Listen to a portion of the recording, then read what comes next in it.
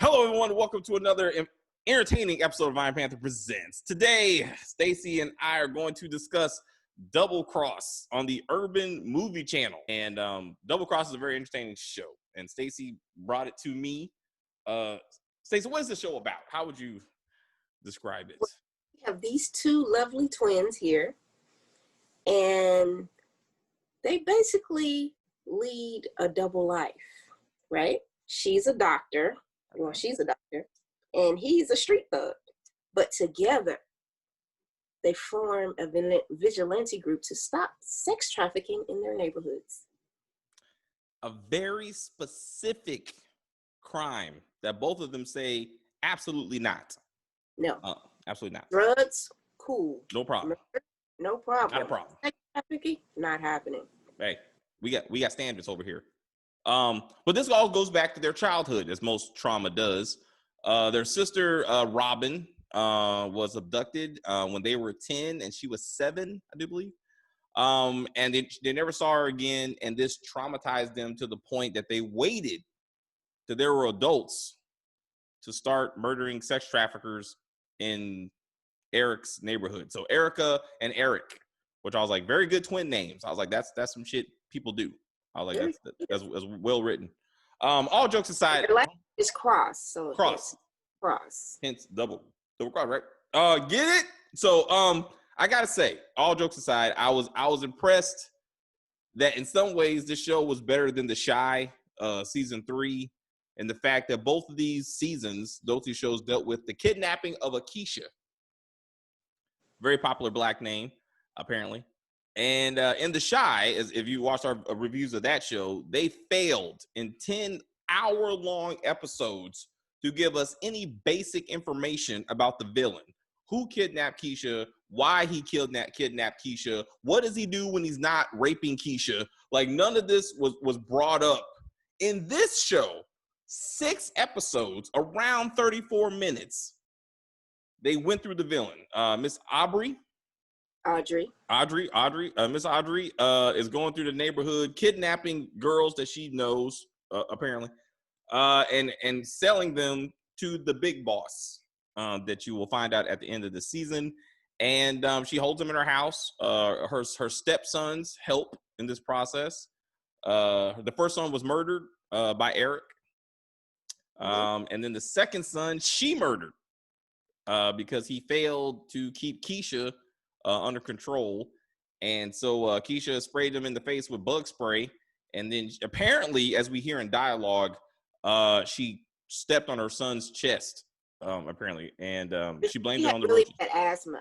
Yes. And he would go into asthmatic whatever. And then I guess maybe she stepped on him so he couldn't breathe. And she wouldn't give him his inhaler. So he went through that whole process and apparently died.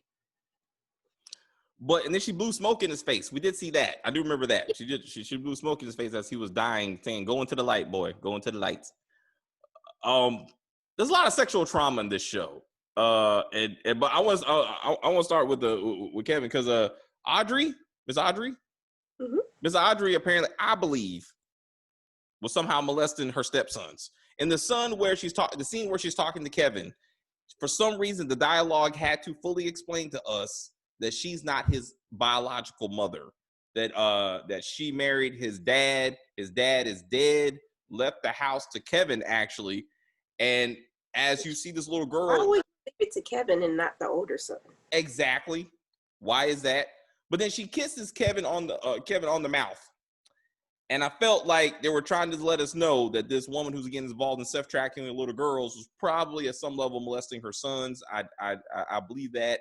Because she is a cartoonish level villain in this show. I was like, she's hilarious as she is scary in many ways. She punched the shit out of this little Keisha when she thought she was about to escape, and I was like, this woman got some hands on her. I'm like, at what point? She's ultimately Eric and Erica. We'll get to that. I'm gonna get to the saving later because that was absolutely hilarious. But let's start with the condom in the room, shall we? Yes. So please. Erica Erica is engaged at the beginning of the season to a doctor as well. They work together at the hospital. He's a Caucasian man, and throughout the first episode, you see a lot of tension between them. And so it was kind of obvious that he was having an affair. So basically, she's leaving for work. She's like, okay, honey, let's plan the wedding. Let's do this, do that. And he's like, I don't have time. I'm working a double shift. You go home. You deal with that stuff. That's not my thing. So he's clearly like putting up walls for her. She goes home. He works a double shift, allegedly. And she's in the shower. He joins her in the shower. And they're just, just talking, okay, relationship stuff. And she tries to wash him in the shower as couples do. And he's like, no, don't touch me. And I'm like, okay, he just clearly just got through fucking somebody else. And so he turns his back to her. And she's like looking down at his behind. And I'm like, where is this going? Where could they possibly go with this? She reaches down and pulls a condom out of this man's behind. Now, how does anybody, much less a grown man, much less a doctor, have anything in the crack of the ass and you can't feel it? I know I can feel a little piece of toilet tissue if it gets stuck back there. So you got a whole condom up your ass. You come home and you don't know. Where'd the condom come from? But he's practicing safe sex, so kudos to him. Where did the condom come from? Who's he having an affair with? Oh, so she spazzes out. She leaves the shower. She goes through his bag. She sees a flight to Italy. Now, early in the episode, there's also a doctor who's Italian, and he makes note that he is flying home to Italy to take care of his ailing mother. So she puts two and two together. Okay, my husband is obviously screwing a man, and he's running off to Italy. It was a one-way ticket. She's leaving him. His bag is full of cash that I'm assuming that he drained from their joint accounts. So she puts two and two together. Oh, he's running off with the Italian doctor. So what does she do? What anyone would do. You go into your doctor bag, you grab your scalpel, and you slit his throat. She killed. If that's the start of this movie. Now she was friends with this Italian doctor. And this is important because her ex-boyfriend, for some reason, shows up to this hospital. And he, too, has a history of cheating on her. But she didn't kill the friend that he slept with in college, or supposedly slept with. But she slashed her fiance's throat when she found that he was gay. I personally believe it's homophobia. All right? It wasn't the fact that he cheated on her. It wasn't necessarily the fact that he stole all their money. It was the fact that he had a condom up his ass, and she was like, ain't gonna be none of this in my house. And she killed that dude. And this starts a chain reaction of events. Huh? I think it's a combination of all those things that led to her temporary insanity, and then she slits the throat. Stacey trying to defend this woman, but let's point out that later on in this show, it's only 6 episodes, mind you, she ends up being blackmailed by a nurse named Brian at the hospital for sex, mind you. This dude forces his way into her house, makes her make him dinner. They eat dinner, forces her to have sex with him, which she says, quote, "You are raping me." She makes no effort to kill this dude.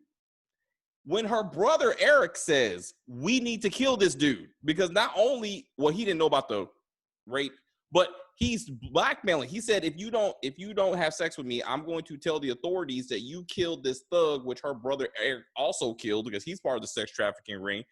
But he cut the guy's leg, didn't kill him. He sold up this man's leg, takes him to the hospital. How did he think this was going to turn out for him? Anyway, the dude ends up in his sister's care, Erica's care. She kills him. Somehow the nurse figures this out. We don't even know how, because it makes no damn sense. Anyway, blackmail Erica for sex. She has sex with him. She makes no effort to kill him. But she has no problem killing her fiance. Well, in Erica's defense, she killed Chauncey, which was the little gangbanger thug that Eric tortured, for information leading to the whereabouts of Keisha. He goes to the hospital. Audrey or Chauncey recognizes Erica as Eric's sister. So he spazzes out. He's like, no, I don't want this doctor touching me. She's crazy. Her brother's crazy.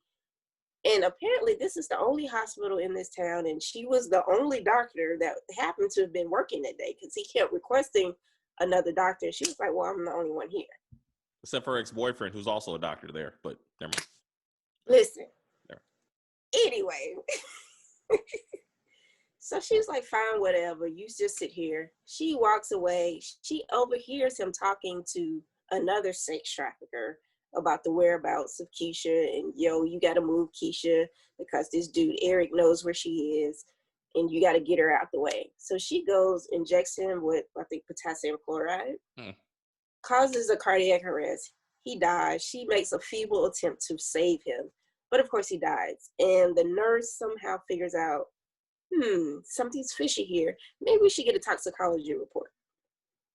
She agrees to it. It comes back as cardiac arrest. No biggie. But he somehow manages to retrieve the syringe that she used, which makes no sense because it doesn't make sense that she would keep the syringe. She would dispose of it in the little red containers that they have in the hospital. And at that point, it's contaminated. So how can you prove that I did anything? He wasn't even there when she injected him. It'd be different if you overheard it or saw it, right? Right, or you see him peeking around the corner when it happens. No, you don't see him. He just magically thinks, knows. He just knows. It's kind of odd that this young man would have a heart attack. Maybe we should do toxicology. And then even the toxicology report didn't even show anything. Because as Eric said later on, potassium chloride goes into your system. It's undetectable, blah, blah, blah, blah. Right? So that whole storyline made no sense. None. But anyway, Brian, the rapist, is left alive in this show. I do not understand this. Now again, Erica just got done killing her fiance. Later on, she helps Eric kill this other guy who's all part of the sex trafficking ring. Apparently, every black man in this neighborhood that Eric lives in is part of the sex trafficking ring. And this other Latino dude that shows up for no reason, who also admits he's part of the sex trafficking ring, he gets murdered too, Dexter style. Like, Eric is a student of medicine and Dexter. Like, he seriously watched this show, and I was hoping they would put that in the show. I was hoping that he would be like, as he's chopping up his victims, that he was like, you know what? Did you ever see The Soul Dexter? I love that show. Michael C. Hall, I love the way he like strapped his victims down and cut off their body part. Then I would have been like, okay, this is not a cheesy remake of the show, which is obviously what they're doing. They're making it part of the show. I was like, they did not. Like, they really should have did that. And I would have been like, 2 points for you, because the gangster Eric shows more medical knowledge than Erica, his doctor sister. He gives a pretty spot on diagnosis of cirrhosis of the liver to Detective Candace as she's at his house eating his food as they're searching for the murder weapon they don't find. And he's calm. He's talking. You see the color, discolor in her eyes, her skin. He's like, you seem to be suffering from liver cirrhosis of the liver, likely because you're alcoholic. Calmly giving her a very professional medical diagnosis. I'm like, how did you get all this doctor knowledge? He has a whole operating room that he set up somewhere where he uses to kill and torture his sex trafficking suspects. It's amazing. Like, it's amazing. And I'm like, how did he get all this shit? How does he have the gloves and the mask? And I'm like, I believe that these two were murdering since childhood. That, like most serial killers, they started off with animals. After watching their sister Robin get abducted, right? This kind of fucked their head up. They're being raised by a single mother. You have no idea where the dad is at. Let's just let that go. All right. But they start murdering animals because they're trying to get over their There's trauma, all right? In college, it turns out that Erica's boyfriend at the time, who again ends up being, what's this dude's name? Shatron? Dr. Centron. Centron. Who comes up with this bullshit? Dr. Centron apparently cheated on her with one of her other friends in college. They break up. I would have hoped that Erica and Eric would have killed that woman in college to prove that they're working their way up to being killers. Okay, that's why they're so good. Eric also went to medical school with his sister, but because he killed Erica's friend, he had to drop out of medical school, but he still had the knowledge. And now he's built like a free healthcare center in the neighborhood. And he's helping these people put his medical, when he's not selling drugs, mind you, when he's not selling drugs, he's giving free healthcare, and then he's murdering sex traffickers. Like that's the range of shit he got going on. Okay. I would have been like, I understood. Because these people, she says that this is the problem. After she confesses to her brother that she killed her fiance, she says it's the most exhilarating thing I've ever done. There's absolutely no remorse in her. She enjoyed killing this man. She is a homophobic murderer. That's what she is. And she should have committed to that. Like she should just committed to the murder life and killed Brian. But no, she lets this dude go because, quote, this is how she says it. I don't want to kill a man just because he's infatuated with me. No, he raped you, according to you. Not me, you. So why is this rapist still running around? Why is he still alive? Why is Shintron raping her also? Can we Listen, go ahead. Please talk about the way he walked into her house and was like, look, we gonna be together. I don't care what you say. And then pushes her up on the table and just like, and she's pushing him off, but then he comes back and she was like, okay, well, fuck it. Let's just have sex. I was like, this doesn't look very rapey. Like I feel like she has some type of sexual abuse background that she kind of lets men kind of just push themselves on her because he's coming at her and she's like, but then she's like, okay, well, whatever. And it's like, okay. So they have sex and she gets up and he's like, oh, thinking it's a relationship. And she's like, no, your dick is for medicinal purposes only. And he kind of laughs it off. Like, okay, I'll be back. Like, it's not like I take no for an answer. Like, what the hell? It's like, and then of course he comes back unannounced again to take the coochie again. And who does he see there? The nurse. Raper Brian. Nurse Brian, after he just beat up the cheats and raped the hell out of this chick. So now they beefing. It's like, you're both rapists. Like, well, what are we doing here? And Erica makes no effort to be like, Brian just assaulted me. No, she's like, no, Brian's the other guy I fucked. You need to get out of here. And they leave. After fighting each other, they just leave. So now they're thinking they're beefing men who are fighting over this woman when they both just basically do what they want to this woman. She's already proved she can kill someone. And that's what I didn't get. You're blackmailing a murderer. You don't think you're going to get murdered at some point? Because he doesn't. Because she didn't find a condom in his ass. That's why.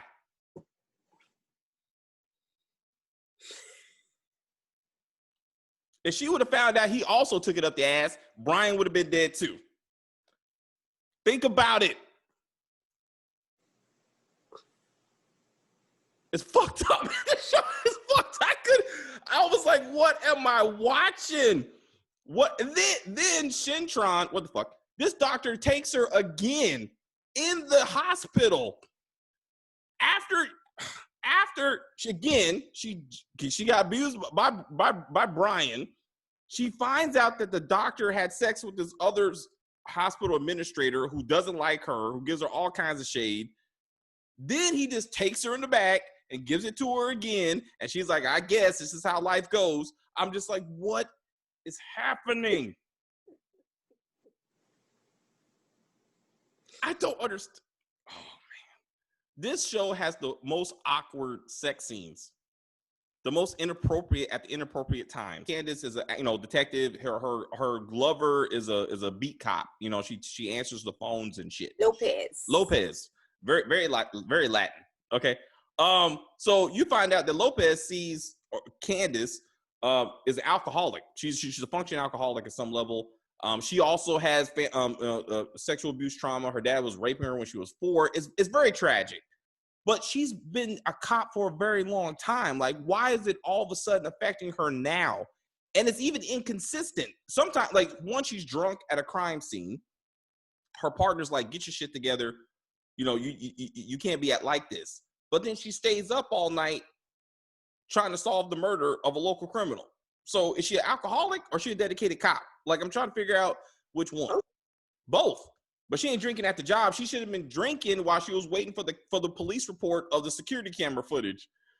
Well, we'll get to that real quick. I want to talk about the sex scene. All right. So anyway, Officer Lopez is getting rid of the alcohol bottles, I'm assuming in Candace's house, because it's a whole cabinet full of it. Okay.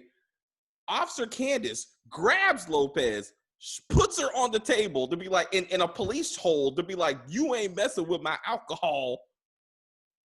Then they jump on top of each other. I was like, I know they're going to be fucking at this point. I know it's going to happen, but why is it happening? And then he started having sex on the table. I'm like, what am I watching? When does force equal consent? Like, this is not the right message. Whether it's a straight relationship or a gay relationship, force shouldn't equal consent. Like, I don't even know what's going on. I don't even know what's going on, man. I want to talk about, so Officer Candace, mind you, she is the most abusive cop I've seen in a show. She sees Kevin, the son of Miss Aubrey, walking down the street. This is a grown ass man for one. Let's just start there. This man, 25 minimum, is playing a 17-year-old with asthma. He's walking down the street, sees 2 cops, black cops. Anyway, cops. He gets scared. He starts running. Detective Candace chases after him, full speed. Her partner following her. She catches him, Kevin, slams him up against a car, choking him. At this point, he can't breathe. He's having an asthma attack. She pulls the gun out and she's like, what are you doing? Then she goes into a Black Lives Matter speech about how his running could cause some cop to kill him. You mean like you, Detective Candace, who chased me down, is about to beat my ass while she's steadily frisking him with no probable cause, but she's trying to warn him about the evil cops out there. Message. What are we doing? What are we doing? So he's huffing and puffing for his inhaler. So he finally gives it to him and saves his life. Otherwise, he would have just died like he did with his stepmother. Like he did with stepmother. And then she probably get crushed. But mind you, he's not handcuffed. He's just standing there with his hands to his side because he's so scared of Detective Candace that he won't even go into his pocket to reach for his inhaler. She has to pull it out and give it to him. Well, if he would have reached, she would have thought he was going for a gun, and then she would have shot him, and then there we go. I told you, son. Didn't I tell you cops out here shooting people? Young black men like you? Like I would shoot you because I was about to? Mm-hmm. This woman pulls out a gun. She's sitting in her partner's car. Her and her partner's in the car. They're about to go get some security cam footage. They gotta go talk to some business people, which they never do. You never see them actually talk to the people with the business cam footage. But she pulls out the gun, cocks the gun to be like, hey, we need to go get the security cam footage. She's about to shoot these people, I guess. Like, she was about to go full, like, lethal weapon on these people. Her partner was like, calm down. We need finesse. Did you not just see her beat up, like, Kevin a few minutes ago? She has no... That was her finesse. That was her finesse. Why would you take... kill him? Why would you take a violent cop to do a simple thing like go get some security cam footage? Mind you, before that detective sees Candace sitting at the computer asking, what are you doing? She's like, I'm waiting for the security cam footage. He's like, what are you doing? We got to treat this crime not like other crimes. We got to go out there. We got to make things happen. I'm not waiting for a report for some security cam footage. And what does he do? Go get the security cam footage. He goes watch the security cam footage and waits and watches it together with her and some other. I'm like, I thought you said the security cam footage was a waste of time. You just said that. Well, apparently it was a waste of time because he didn't even watch the whole damn show. He didn't even watch the whole damn. He stopped it. Not that it stopped. He stopped it. He got tired. He's like, fuck it. Let's go try something else. I'm like, the killer could have been on the security cam footage. You got the murder on film. You're just waiting for the killer to walk into frame so you can say, that's Eric. Nah. But did they do that? Nope. Absolutely not. They just get up and go. We'll try something else. Mind you, they have cops searching Eric's complete house, tearing up his shit. He hides 2 weapons in a globe that's not even locked. He just lifted up 2 handguns. He just pulls one out, closes the thing, leaves. I was like, it was locked, right? It has to be locked. No. They could just opened it and found 2 weapons. They were tearing up his stuff, eating his food, apples and sandwiches and shit. They still couldn't find 2 weapons in plain sight. I was like, what are we doing right now? Now, I want to talk about the inappropriate relationship between these twins. Now, Stacey, don't feel me on this one. There's something wrong with these twins, all right? Let's start with they feel each other. They know each other, right? That's what twins do. Twins, comment below how you can feel your sibling. Eric feels Erica pull out some of her eyebrows. She's doing her eyebrows. He feels this. Eric is shaving his face. Erica feels this. They're connected. I was like, okay. But this relationship goes too far. Erica, grown-ass woman with a fiance, has no photos of her and her fiance. She has 2 art paintings in her bedroom of her and her brother. Weird. Eric meets a woman named GI or some shit. She's a forensic scientist, unfortunately, which he uses to commit a crime later. He tells her, I'm going to cook for you, but I've never cooked for any woman but my sister. You're important to me. Later on, he goes, you're important to me.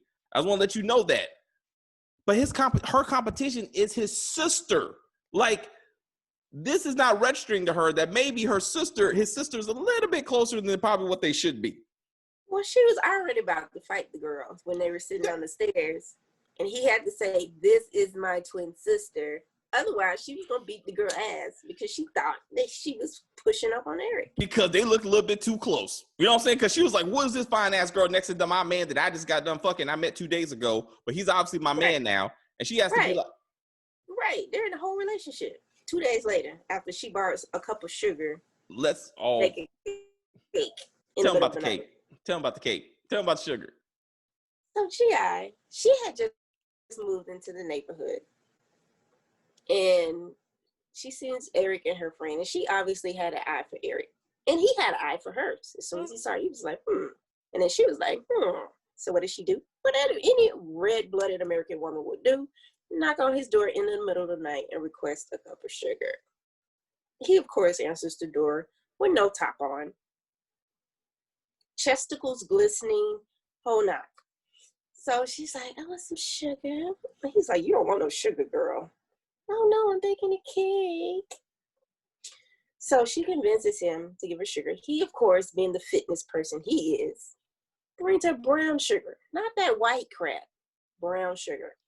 She takes it across. She's like, I'm going to bring you some cake tomorrow. Okay, Big Daddy. And what does she do? She returns the following night with her cake. And he said, I like to eat cake. Oh, you do? And he does a gesture with his muscles and proceeds to eat the cake in the most fascinating way I've seen cake being eaten in my entire life. And invites her inside to indulge in more cake eating, if you know what I mean. Lovely. So at that point, they were on and popping. I felt he should have answered the door and just poured the sugar on his body. Because clearly they weren't talking about cake, but that's how she... Diabetes. You know, he's a health person, so it would have been too much. And then she would lick the sugar off. I would be, let's just get this too. We're wasting time. We're wasting time with the sugar cake shit. Let's get to it. They have to build it up a little bit. So while he's having sex... a whole day. Yes. Yeah.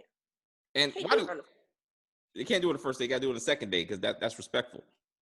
So while he's having sex with GI, his sister is having sex... more forceful sex, okay, with her ex. At this moment, I'm thinking that maybe like as much as they felt each other in the daytime, like maybe they felt each other at night. Like maybe they were with their partners, but they were feeling each other. I swore like when Eric nutted, Erica would feel it. And maybe when Erica nutted, Eric would feel it. Like I thought they were like that connected. Like she was tracking him through a shared phone app for families. He's about to commit a crime. His sister shows up. He has a gun and he's about to run into this house. And she's like, hey, what you doing? Where you been? He's like, how the fuck are you here? He's like, I'm tracking you on the phone. Why are you tracking your brother on the phone? This is not your child. Okay, it's not. No, man, I'm telling you, man, there's something going on. There's something going on. And then she helps him go into the house and commit the crime. Hence the second murder that she was a part of. I'm like, these siblings are too close. At some point, things got weird, I think, at some point. I'm not saying Game of Thrones level, you know what I'm saying, but maybe somewhere in that realm. And they've murdered before. This is not their first time. Condom fiance was not her first time killing somebody, all right? She had experience. She was too easy with it. I think, like you said, she might have killed a pet or something. I don't think she killed a human. I think that was her first human kill. All right. Hence the exhilaration that she had. There you go. Then she got a taste for it. Then her brother, definitely Dexter fan.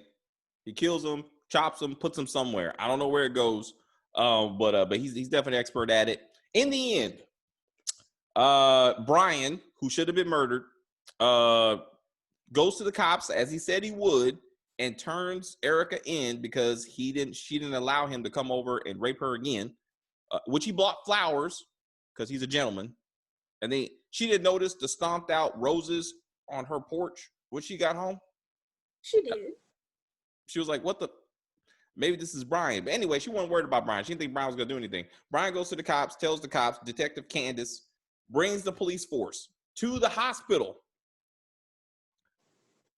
Erica runs out with no shoes on because she's wearing high heels for some damn reason the whole show. I'm like, even Eric was like, what the fuck are you wearing these shoes for? What are you doing? We got capers to do. You over here in stilettos. Like, wait. So that leads to, we're going to back up. That leads to, well, let me go upstairs and change. So she was about to go across the street to Miss Aubrey's house to save Keisha. This is Eric's neighborhood. He lives there. Erica likely grew up there.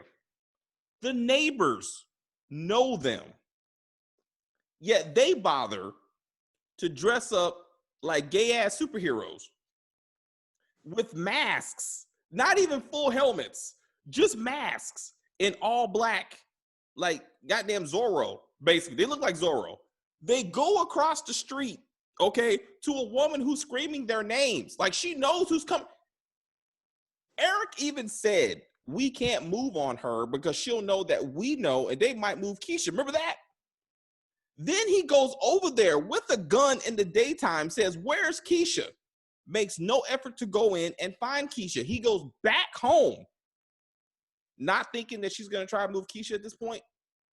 He waits till nighttime so she don't see him coming, gets his sister. They go over there, save Keisha, walk her home down the streets, still wearing these dumbass outfits in front of all these people. Behind the door. And the parents didn't even be like, the dad kind of came out and was like, but they were right there in masks. What? Okay. Then Eric being... Hey, and the news report said, hey, there were two ends dressed in black that rescued the little girl and brought her home. A man and a woman. Anonymous, though. Nobody's going to figure that out. Except for Eric. Grew up in that house right there? Eric and Erica? How many twins, male, female twins, running around this neighborhood? Who live across the street from the suspect, who magically disappeared because Eric took care of that. Like he also dragged her off and chopped her up along with her son and the rest of her sex trafficking ring. I was like, what are we doing right now? I had to take a picture of these people and sit at the stage. I was like, this is what this show has come to. I said, when I thought this show could get no more sillier, they put on the superhero outfits. But that's not it. Like that was it. That was it until Wonder Twins powers activate. So anyway, there's a standoff. Eric and Erica are in Eric's house. Half the police force is outside pointing guns at them. They are fucked. Like they're going to jail at this point. All right. And they're not getting out of this. All right. Until a squad of beautifully dressed women, laid, hair, nails, makeup, perfect, walk down the street, not drive, walk down the street with machines. Stilettos. With shotguns. Lay waste to all these cops. All of them. CGI blood everywhere. This is the worst special effects I've ever seen in any show, though. Tyler Perry's not even this bad, though. I mean, Tyler Perry's not this level of silly when it comes to these special effects. But whatever. After they killed most of these cops, Detective Candace is gone. Her girlfriend is still alive. She's scraping to get her dead lover. Her partner's fine, though. Anyway, they go inside, kill Eric's friend, who's still breathing, for the record. As an actor, he's still up there breathing on the floor. You can see the fake CGI blood around him and his chest still moving, but he's supposed to be dead. Anyway, so Eric and Erica are like, what the fuck? I guess we're done. A beautiful black woman comes in, kneels in front of them, and was like, so you're the two people messing up my sex trafficking ring. Yes. The ring of sex trafficking of these poor little girls being stolen from this neighborhood is managed by an entire group of women. A group of supermodels. Supermodels. These are some amazing women. And guess what? Their leader is Robin. Eric and Erica's sister that was kidnapped at 7 runs the sex ring. What? She worked her way to the top. She worked her way to the top, ladies and gentlemen. Who says a woman can't do it? She run this thing. All women led. Hey, was pimping everybody on the haves and have-nots. So why can't Robin run LA? Like, what are we doing? What are we doing? Candace wasn't sex trafficking. That's different. But I see your point. I see your point. But this girl was running. Look, mind you. Keisha grew up in the same neighborhood that Robin did. Therefore, I believe at some point, Robin was stealing the daughters of the kids she grew up with. What is that? And now and then she's mad that her brother and sister stopped looking for her. Y'all stop looking for me, big brother and big sister. Like, we were 10. What exactly were we gonna do? Like, not Mama? You don't mention Mama? What the fuck happened to Mama? We assume Mama's dead, but where's Mama? Where's Dad? None of that. Well, the house Eric was in was the family home. He mentioned that. Okay. So assume that the mom passed and left in the house. So there's that. All right. So she knew where home was. Yes, she knew where. And that's where she showed up right on time to save her siblings from being shot up and incarcerated. And like, they sent a bat signal. Remember, they did the Twin Powers activate. Right when they did. Sent up a signal, and she says, "My brother and sister are in trouble. Let me get my squad of supermodels and save them." Well, in order to kidnap them and take them to God knows where. That's what had to have happened. They must have sent up the signal that the sister was like, if they're mentally connected to each other, they're mentally connected to her, because she showed up right on time when they said Wonder Twin Powers activate, which was the silliest and unnecessary shit I've ever heard in dialogue, considering they never talked about comics or the Wonder Twins or the Justice League or any of that shit in this show. Not even when they were kids. Like, I was telling Stacy, if they would have showed that scene, there's a scene where they're riding their bikes and and Robin gets kidnapped, where this little girl obviously just got off the bike and laid down. Like she didn't fall. Like even that was bad acting. She hurt her knee. She was like, let me get off the bike. She was holding her knee. She was and then they were apparently 3 feet away, but too far to save her. Like, nah, fuck it. They're like, oh man, girl. They didn't even try to see if she was okay, which Eric feels bad about to this day. I mean, he still feels that he made no effort whatsoever to help his little sister that was crying until she was picked up by some random man and carried off. But anyway, they weren't even wearing superhero shirts. Nothing. Like if they grew up like we were the Wonder Twins, we're the Justice League or something, I would be like, oh, they grew up with this Wonder Twin bullshit. Like, oh, okay, I understand. No. For no reason, they were like, and then before that, Detective my bad. That's a whole other Candace I don't like. My bad. So Candace was like, oh, we got the dynamic duo. The dynamic duo? What criminal history does Erica even have? You got Eric. That's all you got. But all of a sudden they're the dynamic duo. They're Batman and Robin. I mean, so the police officer girlfriend, was investigating Erica for the disappearance of the fiance. And then of course Brian ran to the cops and said, "Hey, Erica killed Chauncey." So at that point, she was like, they're a team. Yeah. They're a team. All right. That's nothing that got on me. That detective, that police officer, she was a street cop. But all of a sudden, we are investigating you. Hey, no, you ain't investigating shit. Like you are a meter maid at best. You know what I'm saying? You answer phones. Like your girlfriend is the one that detects shit. Like that's her job. But she's like, no, I'm gonna investigate myself. Like, hey, baby, he went to the house and was asking questions. Can I look around? Okay, so they dispose of the body, but they leave his car in the driveway. And so she's like, well, if he left for the airport, why didn't he take his car? And she's like, well, he took an Uber. But he didn't have a phone, remember? The phone died. Well, if the phone died, how did he call for an Uber? I was like, oh, shit. That's good. I'm like, basic shit. This is not Eric's first time getting rid of the body.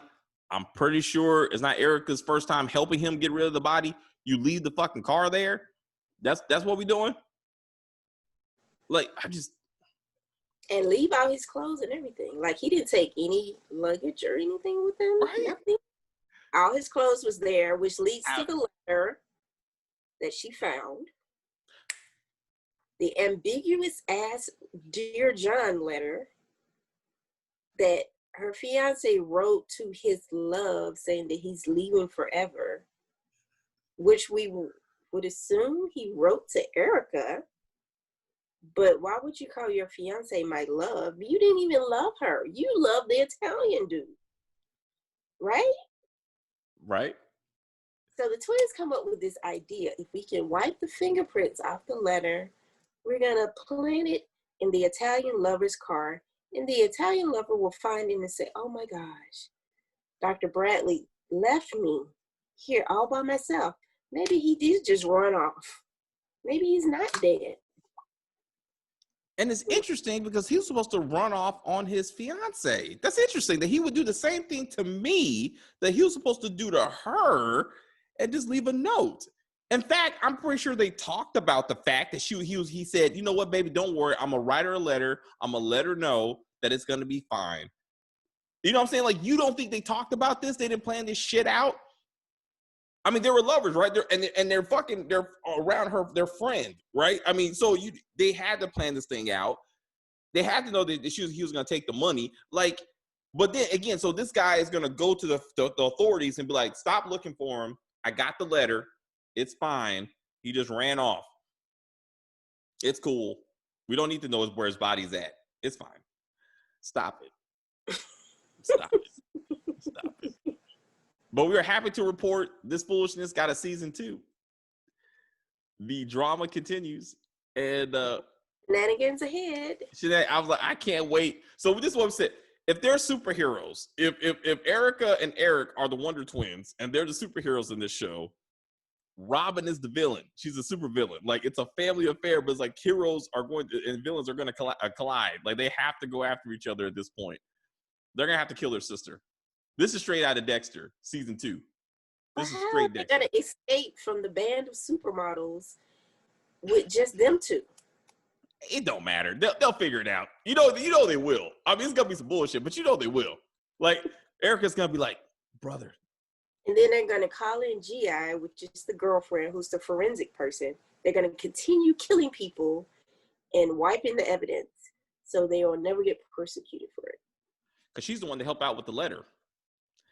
And somehow killing a good part of the local police force is going to somehow stop the investigation. Everybody said it worked for Ghost. He killed the whole organization, and it was just like, okay, well, whatever. Okay. And, hey, for the record, he never got charged with that. Like, he cleaned out his entire team. It's only Blanc at this point. It worked. Yeah, okay. Okay, so, but with this, the officer, Lopez, is still alive. That's a problem. So the partner, the guy, Candace's partner, is still alive. That's a problem, depending how far they go with that, unless they die on the operating table or some bullshit. But if this show continues, clearly they're going to be fine. They go out there killing people again. I'm waiting for this to become like the standard, right? She starts a private practice. She can't go back to the hospital. Like, that's crazy. You know what I'm saying? She starts a private practice with Eric. They help the community. They're doing good things. They're killing people on the side. They need to expand beyond sex trafficking. I mean, they need to start killing like other people. You know what I'm saying? So they can keep this thing up. But they're gonna have to take down. It's gonna be hard. It's gonna be a hard episode. But after another 6 episodes, episode 12, they're gonna be chopping up the sister, and it's gonna be rough. He's gonna be like, I don't want to do. He's gonna put on the medical outfit though. They're both gonna be sitting there with their gloves and be like, maybe they're able to convert her from her evil ways and transition her to their side. And then there's 3 of them out there just killing people. That's a triple cross. Together. Nah, don't go with the name. I like the idea, but it'll be triple cross. That wouldn't make any sense. They can't do that. They didn't like her anyway. Cross plus 1. Triple cross plus 1? They didn't really like her anyway. You'll find out. But that's why they left her when she fought the bike. They're like, really, it's they left her.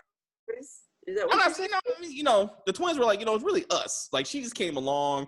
She took the attention away from us. She was always really getting behind her nerves. And, when they put her down, Eric would be like, I really didn't like her that much anyway. It's fine. Anyway, maybe Robin? Huh? The damn Robin? Damn Robin. Hey, guess what?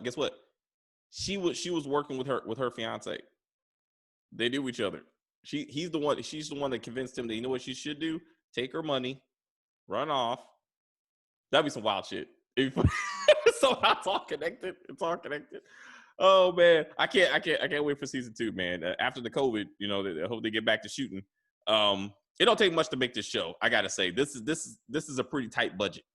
And in some ways, it shows what Tyler Perry could do. He could do better because they do a lot better with a lot less in some ways. But I can say at some moments, I was like, I wish Tyler Perry helped out a little bit. There was some scenes I was like, Tyler Perry could have did it better. It wasn't many. But overall, I'm like, this shows what you can do with a lot less money, a little effort, better dialogue than the have and have nots by far. Every episode. Better than The Shy when it comes to kidnapping Akeisha. I'm not sure why that was such a popular storyline this year. But watch out for Keishas. If your name is Keisha, you gonna be shot. Power. Swivel, please. That's right, man. Because look at Keisha. Dead. Killed by who? Tasha. Change your name, girl. You know what? It don't work out for Keishas. Well, this time it did, even though she was abused for that period of time. At least she looked like an actual little girl standing in front of the grown-ass man playing a 16-year-old. I was like, what? Y'all ain't the same age, girl. Like, what's going on? Like, and how old was Keisha? And then we were looking at her skin tone because she was very light-skinned. And I was like, this white girl's named Keisha? I was like, what? But then I saw her white daddy, and I was like, all right, I get it. That's good casting, though. I respect that. They said they had this light-skinned girl, and they're like, one of her parents need to be white. Nobody's gonna believe that shit. She has 2 black parents. Like nobody's gonna believe that shit. And they're like, not light skinned, like a white dude. I was like, you know what? Good on you, Double Cross. Good on you. So how did they do with the twin casting? You think they were believable as twins? Yeah. I thought. I mean, look alike. All light skins look alike. They were equally light. Like, you know, like the lightness was close enough that I'd be like, all right, you know, I could deal with that. I So can see that's sister definitely. yeah, I was like, that's good. And when they kiss, and they will, I want you to be like, it won't be that bad. What? They are not kissing. They're simply twins who are connected in the womb and beyond. And beyond. I bet you her fiance had no problem cheating because he realized the real man in her life is her brother. Because every night they fucked, and he looked at his picture standing up there next to them. All right? And then Eric, her GI, is going to realize that the real woman in his life is his sister. And she's going to be like, hey, I'm here. Like, you eat my cake, not her cake. She's like, no, I look. How absurd the scene is that they're sitting in bed with pancakes and syrup. Like, who does that? You don't have syrup all on your sheets. True. But you know what? It's interesting that most shows, and I said the same thing about The Chi. Most shows, when fat people are in it, food is a thing. They make sure food is a part of the conversation. Like when she got out the car, his fat friend was like, "Oh, bruh, she like some pancakes with some cheese or some bullshit." I mean, he wanted to eat her. You know what I'm saying? He was thick. You know what I'm saying? And then even she was like, "You want some of this cake? I got moist cake. My cake tastes good." I'm like, "Why you always gotta be around food with chubby people? That's not nice. Don't be like that. It's stereotypical." Wow. But I love the speech he gave her about, you know, him being a thug and he has no heart, but he can offer her loyalty. His heart was already given to another woman. He was born to give it away. That's mine. That right there, like my heart's right there. Like you get my loyalty. And then he talked to her like she was a dog. Can you be loyal? Can you be loyal? Yes, I can be loyal. Yes, daddy. Yes, daddy. I sure can. Oh, we commit crimes. Don't say shit. Don't say shit. She's like, okay, what do you want me to do, baby? Nothing. Nothing. She's like, what do you do for a living? Don't you can't ask me that. As he hands her a 40. I'm like, this is romantic. This is almost better than getting my car stolen and have to walk through the woods. Like, we sitting on the stoop drinking 40s, and he telling me I can't even ask him what he does for a living. He didn't even ask. Unless I missed it. They didn't discuss that she's a forensic scientist before he asked her to wipe off fingerprints, right? He said, what do you do? Are you a hairdresser? And she's like, well, do all black women do hair? And he was like, oh no, your hair is always slayed, so I just assumed. I remember, yeah. But I don't know how it came out. It didn't. It wasn't until after she wiped off the fingerprints that he said, "Oh, my girl's a forensic some shit, and she can help." It never came before that. I don't believe it came before that because it seemed very random that he would say something like that to her. Like, why would you think she can help you with that? And why would you be dating somebody in law enforcement? Ghost shit. Like, you are a criminal. Like, you always need an inside person. That's after. I mean, I guess it worked for Dexter. It tried to work for Ghost for a little while. You gotta have an inside person. All right. Well, Dexter was the inside person. He tracked his own crimes. Like nobody thought it was kind of weird. He showed up to the crime scene for everybody else. Like, how'd you know about this, Dexter? I just happened to be on the scanner. I just happened to be in the neighborhood. I just want to see what was going on. You know. Erica should have doubled as a local pathologist for the police department. That would have been good. I would be like, oh, I'm surprised she didn't go do the toxicology report herself. Exactly. I'm like, it's just so many things. Like, I got this. Like, fine, nothing else to find here. And it was Detective Candace that came up with that. Well, you know that can actually cause she's the one that came up with that. That wasn't even in the toxicology report. She just came off the top of her head. So that's all speculation. I was like, I don't know what you're talking about.